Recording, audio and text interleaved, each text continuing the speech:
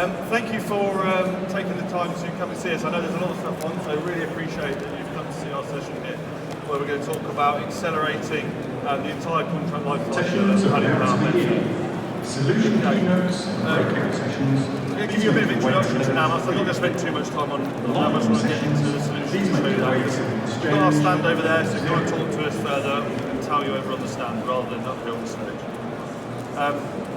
So I've got with me here Colin, Head of Procurement at Paddy Power Betfair. Just introduce yourself, Colin. Hi, thank you, Richard. Hello, everybody. My name is Colin. Formerly, I'm a chartered accountant by qualification. Formerly, I've worked in a shared service centre in Bachelor Healthcare, but for the last 5 years, I've now worked with Paddy Power Betfair, primarily in finance and in procurement. Thank you, Colin. And there's obviously myself, CTO at Namas Solutions. I've worked with Oracle ever since I graduated, starting at Oracle Consulting, Namas. We're an Oracle-only consultancy. Our mantra there, big enough to deliver, small enough to care, I think sums us up completely. We want to build lasting relationships with all our clients that never end, giving them what they need, whether that's 1 day of consulting or 2,000 days of consulting. We're award-winning. We've won lots of awards from the user groups in various different categories, and we can show you about them later. One-stop shopping experience, so whether that is ERP, HCM, EPM, SCM, whether that's program management, project management, or technical delivery, and everything else in between. We're passionate about delivering excellence, because all we deliver is Oracle. We don't do other vendors, we don't do change consulting. We're about delivery consulting, delivering products to customers, whether that be e-business suite, on-premise, or cloud applications, taking you on that journey. We've got impeccable worldwide references, and we're confident in guaranteeing product success. Here's just a few of our clients. So you'll see on there, obviously, Paddy Power Betfair, and many other global clients such as Expedia, public and private sector. As I said earlier, there's a few of the awards, and we can talk through them a bit later. I'm going to hand over to Colin, who's going to take you through a bit about what Paddy Power we're doing, and then if we've got time, we're going to do a little bit of a demo at the end. If we run out of time, our stand's over there, and we can go through things in more detail. Okay? Okay, thank you, Richard. I hope I'm clear to everybody. Tell me if I'm not. Okay. I joined the procurement team in Paddy Power Betfair about 2 years ago. It was not that long after the merger between Paddy Power and Betfair. So effectively, the procurement team that we had, the combined merged team, was quite new. My old boss, Jack McMahon, would say that our procurement function was very, very immature at the time. And he really set us with a mandate to try to achieve excellence in procurement. Excellence obviously will come from things like policy, having a strong, robust, relevant policy. Obviously it comes from processes, having good metrics and numbers and healthy numbers. But the bit that I want to focus on here today was the bit that he gave me responsibility for, which is systems. And we cannot achieve procurement excellence unless we have systems that are fit for purpose also. The brief to me then was to develop, if you like, a systems strategy for Paddy Power Betfair. And as I did this, I did a little bit of fact-finding and a bit of research and so on and so forth. I started to learn a few things or whatever. The first thing really is that I was amazed at how many different aspects of procurement activity you can actually get systems for. I mean, I knew well we had POs, I knew well there was invoicing, I was vaguely familiar with supplier collaboration, but it was surprising to hear that we have systems for sourcing RFX, contracts, which we're going to talk about today, and spend analytics.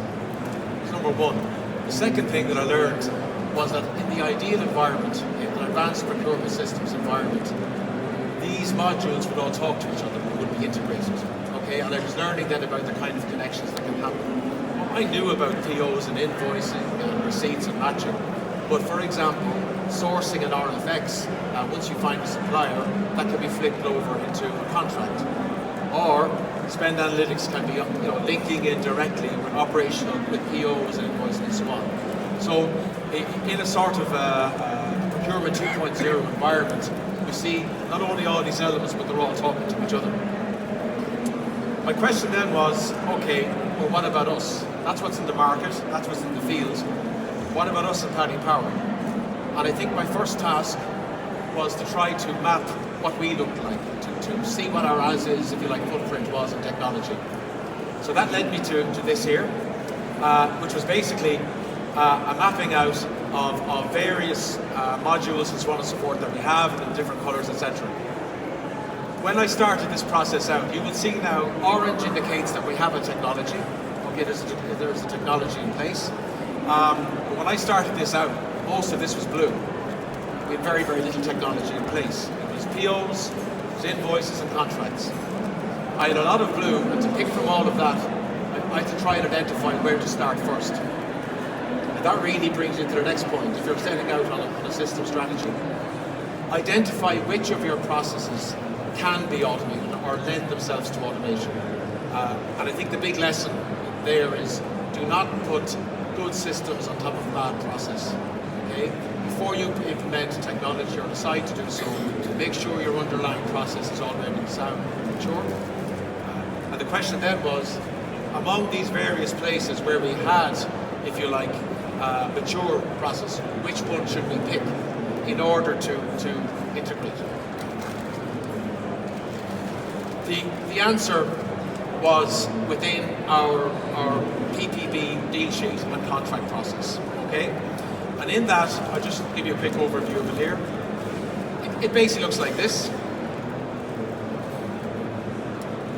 It begins with what we call a deal sheet, what many in the rest of the world would call, if you like, a contract pre-approval, but a simple specification of what the nature of the deal is in a Word document. That gets sent out to various approvers, okay, for risks related to things like legal, IT security, VAT, corporation tax, and of course, procurement themselves. All of these people are looking at it from different angles. Once that gets approved, it gets brought into a contract, which then can lead to a PO and an invoice. The problem with all of this, it's a standard enough system, many people will have it. The problem with it was that it was so manual. We had all of these different chains, okay, not integrated, okay, and all being done manually. So, for example, we had our PO, a bigger part, our actual deal sheet, which was a Word document, a manually filled in Word document. It was sent to us by email, and in our email, we then had to manually send it out to 4 or 5 different groups of approvers at the one time, knowing who they were, identifying which are relevant, which are not. We then had to also track that deal sheet in an Excel spreadsheet, a tracker, tracking not only the existence of the sheet, but also the status of all those approvals. And ultimately later, when the deal sheet was approved, we would manually load a contract into a separate system. So 3 very, very different systems, Word, Excel and email, and then we had a contract database over here, okay? Very, very manual, very, very painful. What we've aspired to do then is to move all of this over to here. And this is what led us, if you like, on our journey towards Oracle Fusion contracts. These 3 parts of the process, we have put all of them into the Oracle Fusion contracts module. So it's no big surprise that contracts themselves will be there. That will be our contract repository. But also, we have built in the deal sheet form, or what some might call a contract pre-approval form, as an E-form within that module. That links then to automatic approval flow also within that module. Okay, so all of these 3 things, all within Oracle contracts. Separately, we're trying to achieve spend contract control. So we're creating links between our new Oracle Fusion and our existing incumbent Oracle premise for IPROC and POs. Okay. The gains from all of this, you can see what it looks like here. In orange, you've got the module and so on and so forth. The gains that are very, very clear. I mean, you're talking about the elimination of manual work. You're talking about the elimination of duplication. A very good example. We found that there was certain metadata, like supplier name, the category that was buying, the description of the deal. It was was being entered manually into our systems 3 different times in the old process. On a Word document, in an Excel tracker, and then, if you like, in a contract animal. So 3 different times. Not only that, but the values were often different. Okay, so the same data was shown 3 different times. So we eliminated duplication. We're achieving consistency of metadata. We're getting automation of approval workflow. And on top of all this, what we didn't have before, all the benefits of Oracle's powerful reporting functionality. Okay? Now, we're doing pretty well on time. We got through it fairly quickly. We have time to have a quick look at the system, have we? We can just show them what it looks like or whatever. Thereafter, then, it'll be available to be seen in more detail if anybody wants to at the NAMOS stand, which is just over here. At this point, I can also invite any questions if there are any. So, who's up for our demo?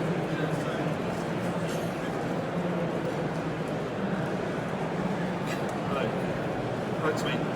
So as you see there, that's a screenshot of the system I'm going to dive into in a second, but just a couple of words around some of the technology that underpins what we've built. So we've got Enterprise Contracts Cloud Service, obviously it's a SaaS product, it's part of the CX suite. And what that's enabled us to do is to use Application Composer, BPM, Business Process Modeling, and workflows in the background. So that we've built this whole solution for Paddy Power without any PaaS licenses. Okay, this is possible in CX and HCM areas, and I believe it will come to ERP at some point. Okay, so if I flip away from the one, so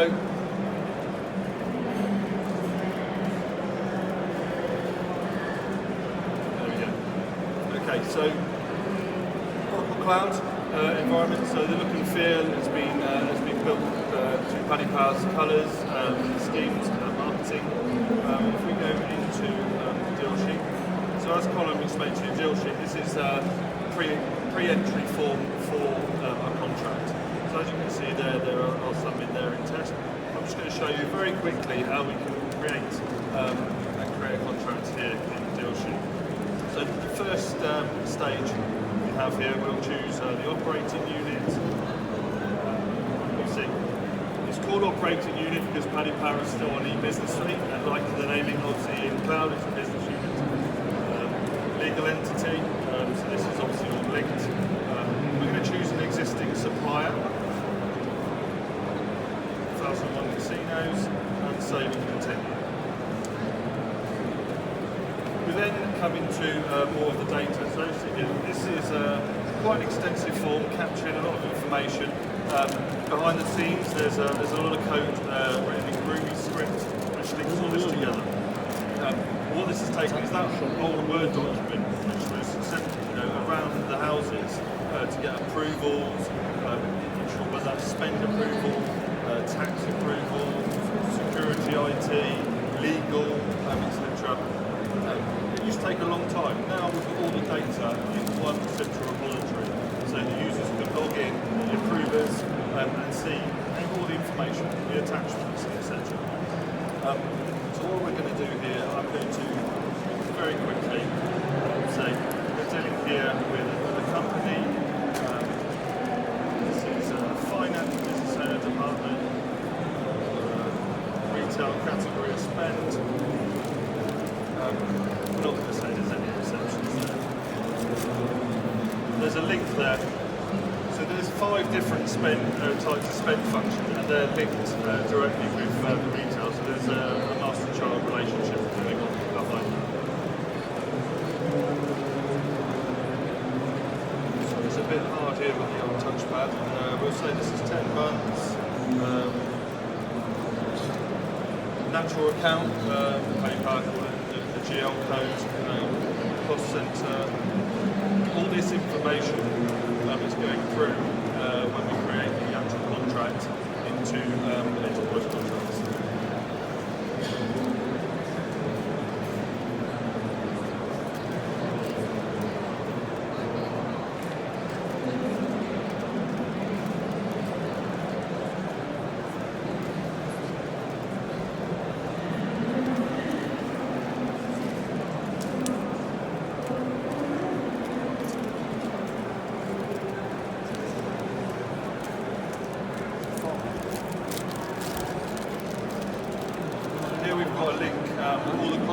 lines. So these are all the Paddy Power different types of contract, which is the same as you would see if you were creating a manual contract in enterprise contracts.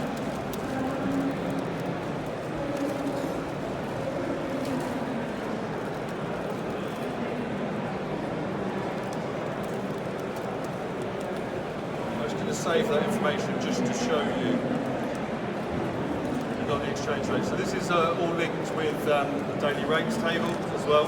Obviously, Paddy Power operates in GBP, but the end users are all over the world, so they can enter in their transactional currency, and Paddy Power then at head office know the exact amount in GBP without having to go and look up that cost. And lastly there, just going to create the contract.